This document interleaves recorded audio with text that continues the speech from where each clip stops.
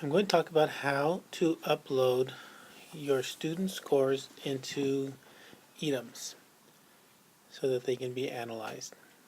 So this is in lieu of printing out scan sheets and bubbling them in and then running them through the scanner. So the first step would be to go to the home page on EADMS, and using the pull down menus, go to testing, the input test data, and then to input edit scores. This will take you to the screen, to the next screen. You then select your class that you'd like to work with using the pull down screens. So you'll probably want to use the current enrollment date. Select your school. In this case we'll choose Lucerna. I'm going to select next the department. That kind of narrows down your choices for the course and the period and the teacher. So I'm choosing my Social Studies department, and next I'm choosing the World Civ class and my second period class, and then the teacher, Pat Keda. Right, so once you have your class selected, hit the next button down below. That would be this one right here. Okay, and that'll take you to your next screen. Okay. So the next screen you see is this one. So you have a list of tests that you'll be asked to select from. So I'm finding my test. I'm going to select the Whittier Union High School District World Civ Quarter 3 BCR 2013-14. And you'll see the dates that is available for administration. So I'm selecting that. It'll take me to my next screen.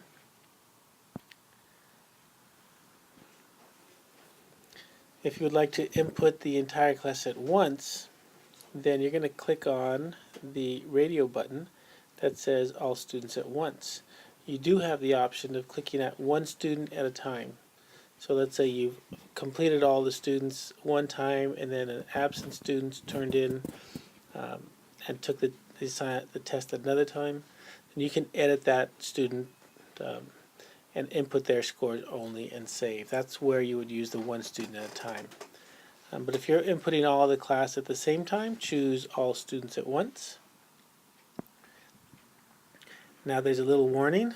And this warning is because teachers have complained because they've gotten down to inputting 20 student scores, and then the internet got cut off, and because they didn't save it, they lost their work. Also, if you are planning on inputting scores for more than 20 minutes at a time, then you want to save in between to make sure that work is saved and you are not timed out at an inconvenient time. So you want to heed that warning. Hit continue. And take you to our next step. So this is where you'll have a list of all your students, and here we're inputting 2 scores for each of the students, 2 BCR scores, 2 basic constructed response. So you already have them graded. It would probably be more convenient to have them sorted by or in alphabetical order, because that's how you're going to see the pull down screens. So you input one student at a time. You can click using your mouse, or you could use the tab key to move you from one box to another. And when you are finished inputting all your student scores, don't forget to hit save, or you'll be calling me and leaving me nasty messages, and don't want to hear that. All right, so that's how, again, you would input your student scores without printing the scan sheets, not having to bubble anything, and then not having to scan the results after, so you'd have no issues. So if this is more convenient for you, then that's why we made it. If you find it more convenient to use the scan sheets, then feel right ahead and continue to do so.